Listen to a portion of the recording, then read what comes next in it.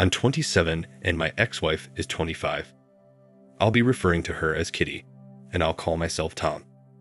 I'm calling her Kitty because she's as sneaky and dirty as a street cat. We've been married a little over 5 years and have a son who I'll call Junior because his real name is the same as mine. Junior is 4.5. Everything seemed good for my family until I got a rude awakening. I've got a job and make $33 per hour, while Kitty made $17 per hour. We lived well, have a nice apartment, and 2 newer cars. I've worked at my company since I graduated high school, and Kitty went back to work 7 months ago after Junior started preschool. Initially, she was working 20 hours per week, but bumped that up to 30 hours a few weeks before D-Day. I'm the youngest of 4 kids and my parents are older, and both are now retired. They watch Junior on the days when Kitty and I both worked. On those days, they take him to and from preschool, and Kitty picks him up at their house after her shift. We've got a great situation there as Junior loves his grandparents and loves preschool, so he's never had any separation anxiety being away from us. So, I'll now tell you how I accidentally discovered Kitty was cheating on me. Kitty works with a woman I'll call Nasty. I'm calling her that because this woman is just that. Nasty. She's 31 and has already been married and divorced twice. She has 1 kid who lives with her first husband full-time. Unfortunately for me, Kitty developed a close working friendship with Nasty. Nasty has worked at that company for 12 years, and from what Kitty explained, she is good at her job. Since she is, Nasty helps train new hires, and that's how Kitty and her first got acquainted.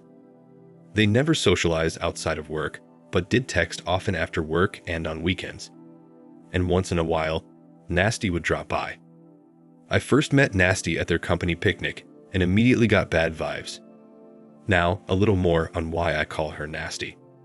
Not only is she twice divorced and doesn't have custody of her child, she also lives with a guy that she is in a friends with benefit relationship with. And she and her friends with benefit regularly swing with other couples and hook up individually with whoever they want since they're just friends with benefit. The whole thing is sickening, and I told Kitty this multiple times. Kitty told me she didn't approve of Nasty's personal life either, but said she really appreciates her as a work friend, as she has helped her out with so many things. Though I didn't like Nasty, I didn't have a problem with Kitty being work friends with her, since they really never socialized beyond that. I'll now explain the first clue I got that Kitty was cheating. It was Saturday morning, and Nasty stopped by to talk to Kitty. No big deal, she was in the area shopping and dropped by to give Kitty something. Nasty had been to our apartment a few times like this, and I didn't have a problem with it. Even though I thought she was gross, Nasty was always friendly to me and nice to my son, so this was okay. My wife and Nasty sat in the kitchen talking for 20 minutes before Nasty had to go. Kitty got up and walked Nasty out to her car where they stood and talked some more, while Junior and I sat in the living room watching cartoons. Kitty left her phone on the end table, and it started pinging with text. I ignored the first ping, but then decided to check it after the third text came through. This wasn't an issue, as we both knew each other's passwords and openly shared our devices. The texts were all from Nasty and in some sort of code. Now I thought that was strange as I was looking out my window at Nasty talking to Kitty, so she wasn't sending the text. I looked closer at the name and saw the text were from Nasty with a plus sign, while there were other texts just from Nasty. This made me look at the numbers, and they were different. I immediately knew something wasn't right. I saw Kitty walking back to the apartment, so I quickly took down both numbers to investigate further. I was going to ask Kitty about this when she got back inside, but decided to wait and do more investigating. When she came back in, Kitty joined Junior and me to watch TV. Then about 15 minutes later, she got another text and she picked up her phone to look at it. She said it was from Nasty and said Nasty said to tell me it was nice seeing Junior and me again. I told Kitty to tell her the same and she started typing. After she sent the message to Nasty, I watched as Kitty read through the messages she missed. As she was doing so, she was smiling ear to ear. She then typed out a quick reply, smiled broadly, and put the phone down. As she put the phone down, she looked over at me and saw I was staring at her, so she came over and gave me a kiss and sat between Junior and I. The rest of the weekend was uneventful, and we had a nice time as a family, but those texts from Nasty Plus were on my mind the whole time. While Kitty was cleaning up after dinner Sunday night, I took her phone and snooped further. I saw she sent a reply of 29YY to this nasty plus yesterday. I then looked back and all the texts between them were this way. All were a 2-digit number followed by either IY or YN. I didn't know what this meant, but I knew something sneaky was going on. I needed to find out who Nasty Plus actually was. On Monday morning, I called the number from a desk phone at my office. The calls made from our desk phones come up as either unknown or private in caller ID, so I could remain anonymous. When I called the number, it went to voicemail, and it was a guy's voice. His recording said, "Hi, this is first name last name. I'll call him John Jones. Please leave a message." This John was another co-worker of Kitty's that I met at the picnic, but she never once talked about him. I knew right then that Kitty was cheating on me with this guy, and those cryptic messages between them were some sort of code they were using to meet up. I later determined that the number was the date of the month. The first Y referred to a desirable part of Kitty's body, and that Y or N at the end was a signal of whether they would be hooking up after work that day at John's place. The 29YY text he sent Kitty on Saturday was code for, "We're clear to hook up after work on the 29th. I looked the guy up on social media, but he only had a basic profile with a single profile pic, and all of his friends were hidden. I then checked Nasty's page to see if I could find something about him there. In her photos, I found a pic of Nasty and her live-in friend with benefit on a cruise with this John Jones and his girlfriend. I thought about reaching out to John's girlfriend, but then thought, what if they were all swingers like Nasty? She might not care that he's hooking up with Kitty, and actually may be into it. Instead, I decided to do more detective work myself. I left work early on the 29th and went to my wife's company and sat outside in my car until she left. I followed well behind her in my car as she drove, so she wouldn't notice me. I lost her in traffic, but I had John's address that I found by doing a simple search, so I headed that way. When I got to the street, it was a residential neighborhood. I drove by the house and didn't see Kitty's car anywhere. I went down to the end of the cul-de-sac and turned around and headed home. When I got to the apartment, Kitty wasn't there, so I waited a few minutes. I then called my mom to check in, and she said everything was fine and that my dad had taken Junior fishing in the pond behind our house. She said they should be back in a half hour or so in time for Kitty to pick him up. We talked a little more about some basic stuff before hanging up. I don't know what hit me, but something inside me was telling me to go back to that house.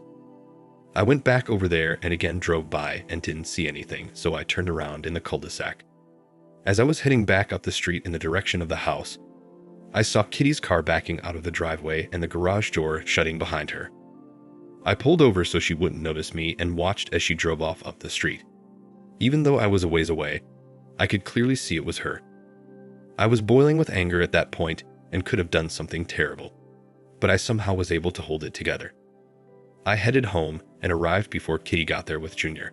When she arrived, she was surprised to see me. I told her I got off work early and came home to spend some time with my family. I watched her closely to see if she acted differently, but she didn't. She kissed me, and I noticed that she smelled fresh, like she had recently taken a shower. I didn't want to accept a kiss, but I knew if I refused, she would know something was up. She was cheerful as she prepared dinner while I spent time with Junior in the family room. When dinner was ready, she called us to the table and said grace, giving thanks for the food and for her husband and son. Later that evening, she tried to initiate intimacy after Junior went to bed. I rebuffed her advances in a way that wasn't obvious so she didn't get suspicious. We went to bed a little early that night and after she fell asleep. I checked her phone again as I heard her message indicator go off earlier that evening. There I saw another message from Nasty Plus that had a thumbs up symbol followed by 31YY. Now remember, this Nasty Plus is actually this John. This meant they would be hooking up again that week on the 31st, but this time I planned to confront them and catch them in the act. The following day I went to work as normal, and that evening before I went home, I stopped by my parents' house and told them what was going on. They were upset and in total disbelief. I told them I was going to confront Kitty and her lover tomorrow. Mom spoke up and told me to be careful and said for me to take Dad with me so I don't do something stupid. Dad quickly agreed. On D-Day, I again left work early and went to pick up my dad. We went to Kitty's company, waited for her to leave, and followed her car from a distance.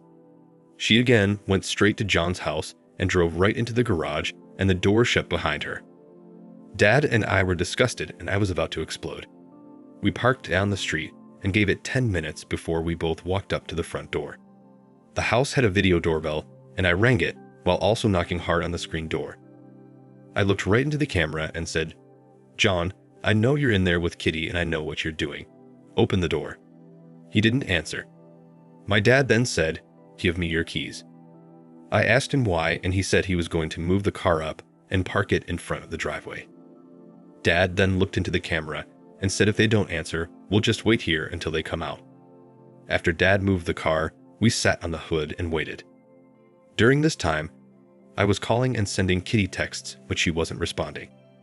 After 20 minutes of waiting around, I called Kitty's mom and dad and told them what was going on, and they came over and joined Dad and I.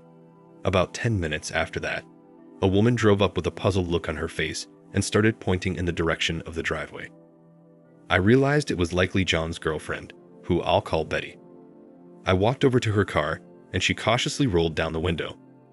I explained who I was and what was going on. She started tearing up and got upset. She then opened the garage door, and there was my wife's car parked beside her boyfriend's Camry. Seeing this, she started pounding on the steering wheel, saying "God damn it" over and over again, with tears coming down her face.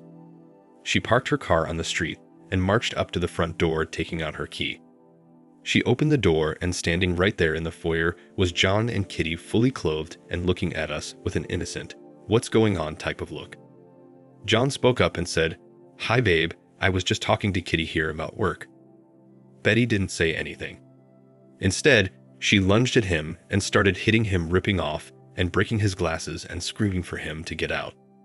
Her actions were so sudden and unexpected, Dad and I didn't have a chance to react. John didn't attempt to defend himself, and Betty was landing blows.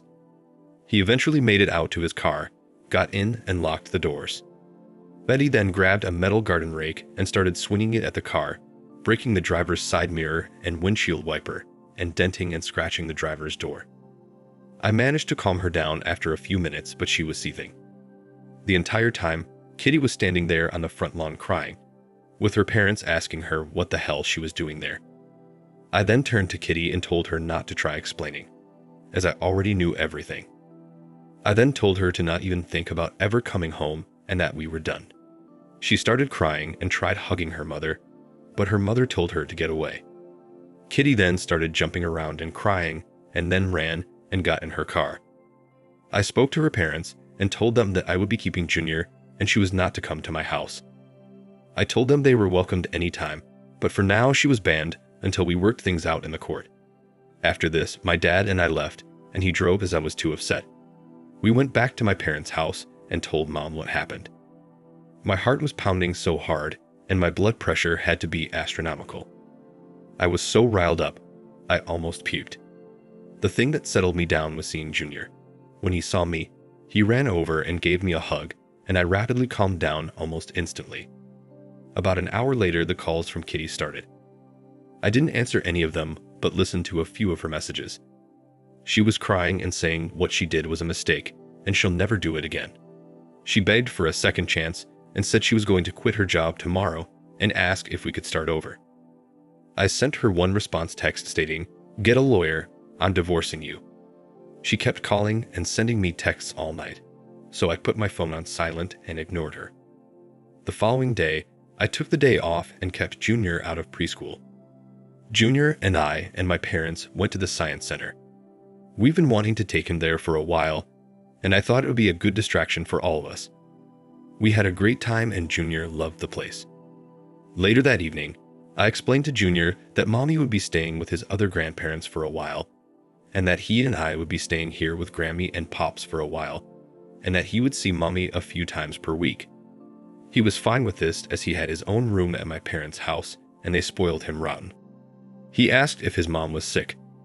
In my head, I was thinking yes, but told him she and I had business to work out, and once we did, he would see her more often, but she would have her own place. He didn't fully understand this, but accepted what I said and went back to playing his video game. The following evening, I agreed to meet with Kitty at her parents' house. I again took Dad there with me for support and as a witness. Kitty first tried explaining her actions, but I told her not to bother because it didn't matter. I told her what's done is done, and I was divorcing her. She pleaded with me for another chance, but I told her no, there would be no second chances and that we would be getting divorced. I then told her Junior would be staying with me and my parents until everything got sorted out legally. Kitty then told me if I divorced her, she wouldn't have any reason to live. I then asked her parents and my father to join us, and I told them what she said. She was crying with her head down on the couch, and her mother went over to talk to her. Kitty's dad then spoke up and said he was going to find this John Jones and make him sorry he ever met Kitty. I told him not to do it as he's not worth it. Kitty's dad and I get along well, and I told him I didn't want him to get in trouble. We spoke for a few more minutes, then Dad and I left. I didn't hear from Kitty that night, but the next morning she called and left me a message saying she had resigned from her job. I didn't respond to her, but thought to myself, great, now she doesn't have an income, so I'll be paying through the nose. Kitty kept contacting me, trying to get me to take her back, but I only responded when she had a question about Junior. I met with a lawyer and gave her the green light to move forward with the filing. We live in a state where cheating still matters in divorce, so my attorney says we're in good shape there since I have two witnesses, my dad and Betty. A strange thing happened to me a few days after all this went down. I got a call from Nasty, Kitty's former coworker. Nasty starts off telling me she was sorry about Kitty and me and said she feels responsible for this happening. She said she encouraged Kitty to get into an FWB relationship with John and that she and John were once FWBs before but no longer were. She said John wanted to get back into an FWB with her, but she didn't want to.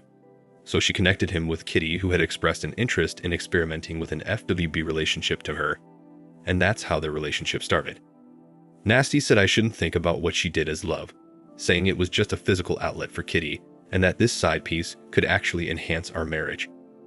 I couldn't believe this witch was actually trying to feed me this nonsense, so I stopped her mid-sentence and told her that she, Kitty, John, and whoever else is engaging in this sick behavior are disgusting pieces of trash, and to never call me again.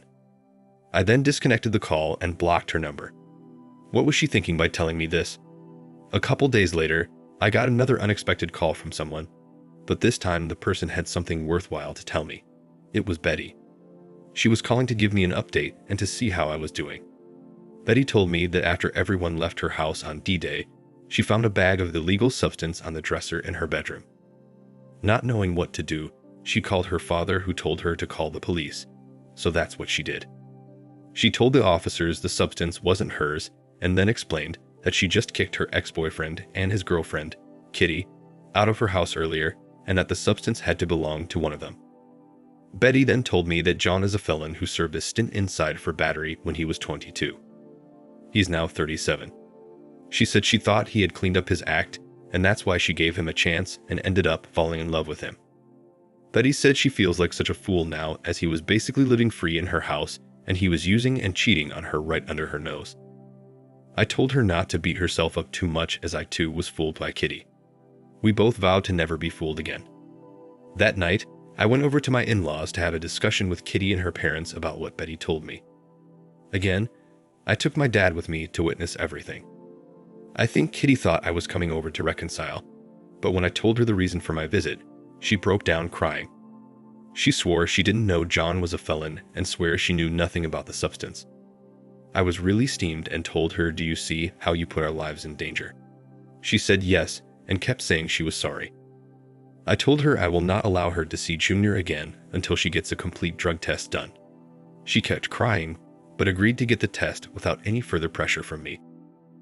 I told my lawyer about my wife's lover being a convicted felon and about Betty finding illegal substances in her house that likely belonged to him. My lawyer said this was terrible, but then said it was great news for me, as this information, along with Kitty being a cheater, would more than likely be enough for me to secure full custody of Junior if we pushed for it. I was undecided at that point on whether I should push for full custody. My attorney said I should, and we should tender all the evidence. I was hesitant because I knew that would destroy Kitty, and I didn't want to do that, After all, she is Junior's mother. Kitty's parents begged me not to do it and instead suggested a 60-40 split where I have Junior 4 days and Kitty has him for 3. In the end, I followed the recommendations of my attorney and let her present to the judge the information regarding the fact that Kitty had an affair with a felon. She also entered into evidence the police report about the illegal substances found at the home where John lived. Kitty's attorney objected to this, stating the substance didn't belong to his client and she has never used any type of illegal or prescription drug. Kitty's attorney also provided copies of 2 drug tests Kitty took right after D-Day that showed she was clean. The judge reviewed all the information and said it was relevant. The judge ended up granting the divorce and awarding me primary custody of Junior. I have him from Tuesday through Saturday, and Kitty has him Sunday and Monday. Junior and I moved into a new apartment 5 minutes from my parents' house, so everything was great there. Kitty is still living with her parents and has started a new clerical job at the church her family attends. She has also gotten back into her religion in a big way, and it seems to have really helped her straighten up. In addition to her clerical job, she also teaches Sunday school and vacation Bible school. Junior attends church with Kitty and her family and enjoys going to the Sunday school class they have for kindergarten-age kids. Since Kitty's new job pays less than what she was making before, and the cost of living is so high around here, she'll need to keep living with her parents unless she gets a roommate.